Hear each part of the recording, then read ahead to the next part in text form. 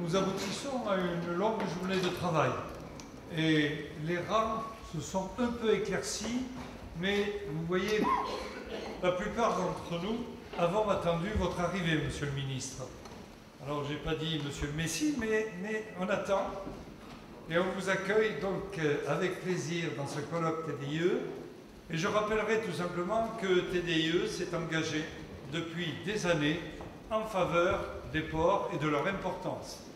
On a fait un colloque en 2013, on en a fait un en 2015, on en a fait un autre en 2016 au mois de mars, et là ce soir, de nouveau, TDIE avec tous les acteurs portuaires qui sont là et que TDIE remercie, sont là pour évoquer un point qui est très important. Alors vous connaissez mes positions au niveau de l'industrie et au niveau de l'aménagement du territoire comme des transports.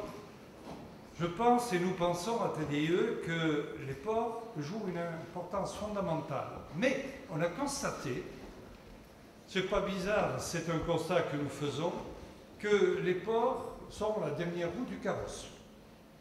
Le carrosse étant les transports, Monsieur le ministre des Transports, et vous comme moi au moins partageons l'impression que nos grands politiques supérieurs ont tendance à laisser les transports dans une partie seconde.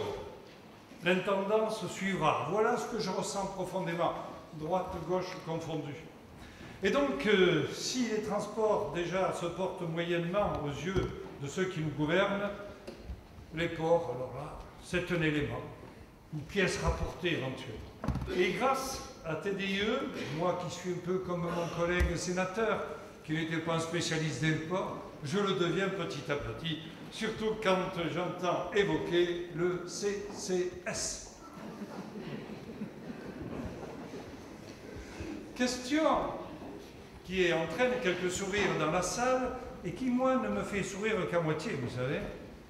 Pourquoi? Parce que c'est toujours l'entre-soi français. Ah, entre nous. Entre nous, on se déchire. Entre nous, on a chacun une vision. Et pendant ce temps, on était 13e et on est passé 16e. Voilà. La seule chose qui m'intéresse, c'est vos résultats. Les résultats, si Revet était là, le sénateur Revet était là, il vous expliquerait que la loi de 2008 a été un progrès. Et je crois que vous en êtes d'accord. Donc, on a fait des progrès. On a même fait une stratégie portuaire en 2013. Et moi, qui ne le savais pas, j'ai essayé de me renseigner, Monsieur le Ministre. Qui pouvait m'expliquer la stratégie portuaire de 2013? La stratégie portuaire. Il n'y en avait pas beaucoup, hein? Et donc, on ne savait pas où on allait. Et pendant ce temps, le Range Nord, là-haut, lui, il avance, il trace. Et quand vous visitez Amsterdam, Rotterdam, pour des gens comme moi qui découvrent, bien sûr, et que vous comparez ensuite avec les meilleurs, je ne sais pas si c'est Le Havre ou Marseille, je n'ai pas encore bien compris.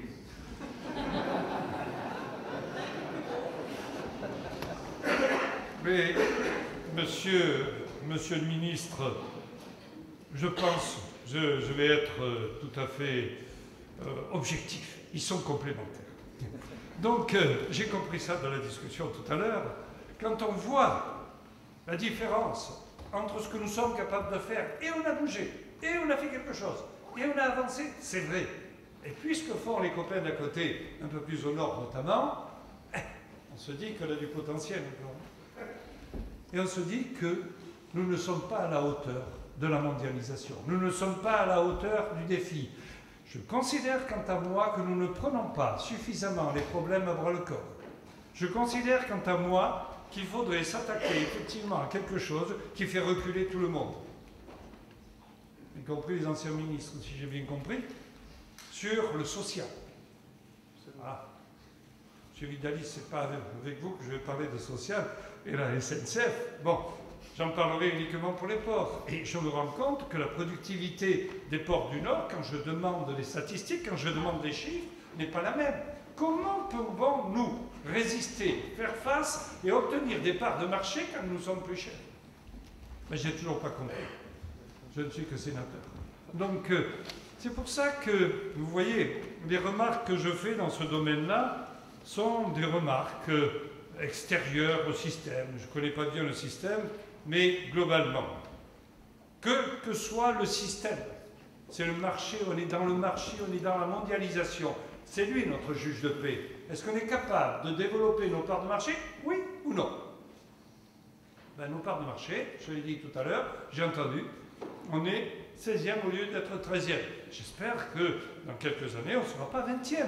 Mais si on veut développer nos parts de marché, à ce moment-là, il faut s'en donner les moyens et donc vraisemblablement s'attaquer à quelques sujets qui, à l'heure actuelle, ne sont qu'effleurés, esquissés, voire pas touchés. Je terminerai en disant que, au-delà du social, il y a également la place des acteurs privés. Donc ces acteurs privés ont évolué dans le temps, ils ont plus de place, mais j'ai entendu, Monsieur le Ministre, un message dans mes oreilles disant que les acteurs privés voulaient qu'on les libère encore un peu plus de la gouvernance d'État, je dirais, et qu'ils puissent eux aussi avancer en tant qu'acteurs. J'ai entendu, mais on l'entend dans tous les domaines, Monsieur le Ministre, le manque de travail collectif, ensemble, en meute, pour gagner. Et là encore, nous heurtons sans doute aux Français et à notre caractère qui fait que chacun d'entre soi est chez soi et pas ailleurs. On travaille en tuyau de poêle et pas assez transversalement.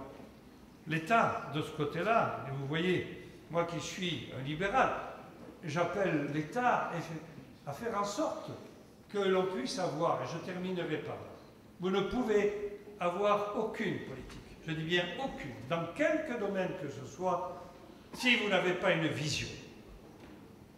Si vous n'avez pas, grâce à cette vision, à ce moment-là, une stratégie. Si vous n'avez pas une stratégie, vous n'aurez pas un plan d'action. Et si vous avez ça, vous mettez une colonne d'un côté, la vôtre, et puis à côté, vous mettez la colonne des autres, et puis vous regardez où vous en êtes. Monsieur le ministre, on vous attend. On vous attend impatiemment pour que vous puissiez nous éclairer dans un domaine qui est un domaine essentiel pour l'économie de notre pays. Merci.